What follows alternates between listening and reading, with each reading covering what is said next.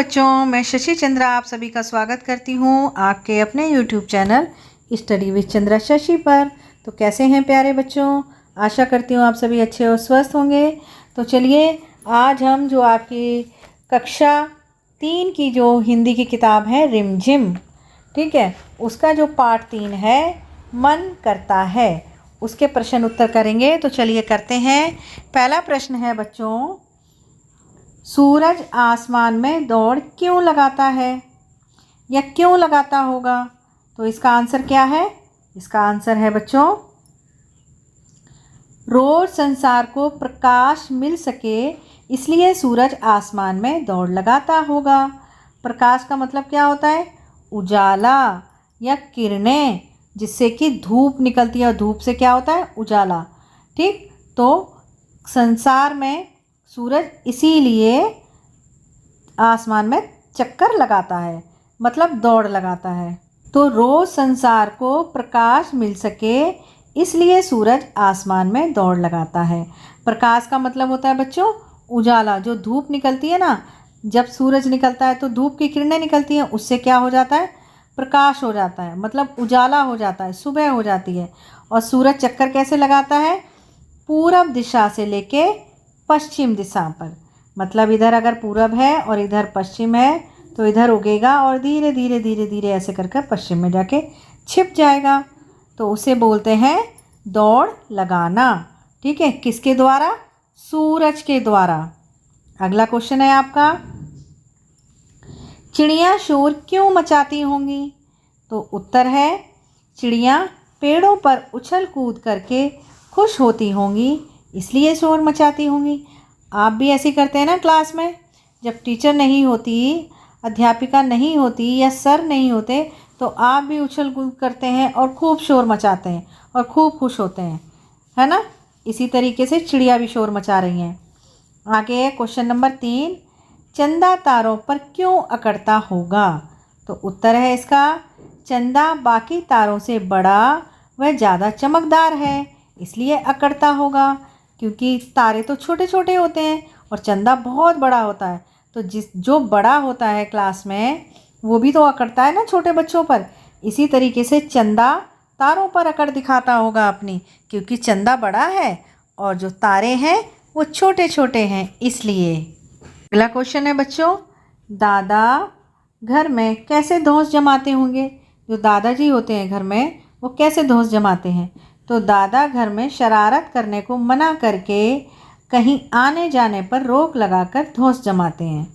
दादाजी मना करते हैं ना कि शरारत नहीं करनी है और बाहर नहीं जाना, ठीक है, छत पर नहीं जाना। इस तरीके से दादाजी भी धौंस जमाते हैं। ठीक, अगला क्वेश्चन है, 1 मिनट के लिए आंखें बंद करके बिल्कुल चुपचाप बैठ जाओ, ध्यान से आसपास की आवाज़ें सुनो। अब आंखें खोलो। क्या याद है तुमने किस किस की आवाज़ सुनी थी? नीचे उनके नाम लिखो।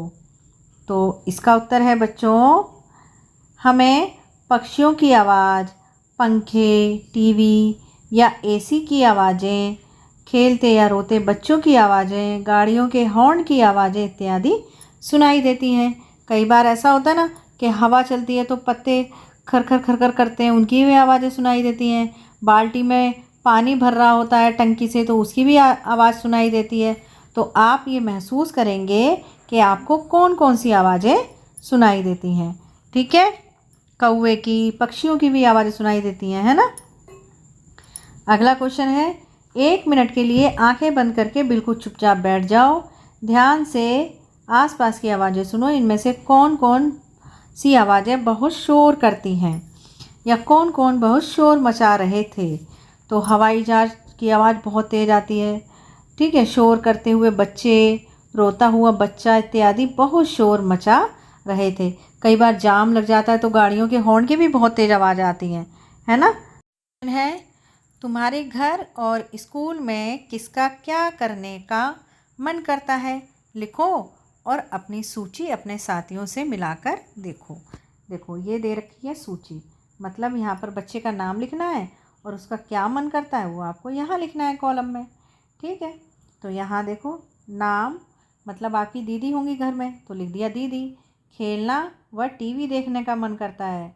गीता, आप अपनी कक्षा के किसी बच्चे का नाम लिख लो, उसका क्या मन करता है। मैंने यहाँ पर लिखा है गीता और हर समय बाहर घूमना।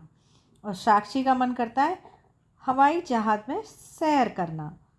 और रोहित का मन क्या करता है, खिलौने तोड़ने का। ठीक है, इस तरीके से जिस बच्चे का मन करता है आप उसी हिसाब से लिख लो। ठीक। क्वेश्चन है सामान। तुम्हें चाहिए कोई पतला कागज़, झाड़ू की तीलियाँ, गोंद, टेप और कैंची। मतलब किसके लिए, पतंग बनाने के लिए।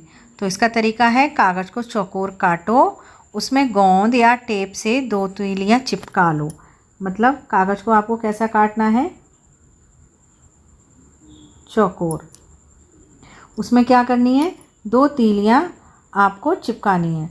ठीक है, जैसा चित्र में दिखाया गया है। तो चित्र में कैसे दिखाया गया है, एक तीली ऐसे चिपकानी है और एक तीली ऐसे चिपकानी है। तीली के निचले हिस्से में पूंछ के लिए एक तिकोना टुकड़ा काटकर चिपका दो। मतलब इस तरीके से आपको एक तिकोना टुकड़ा काटना है और उसको चिपकाना है इस तरीके से।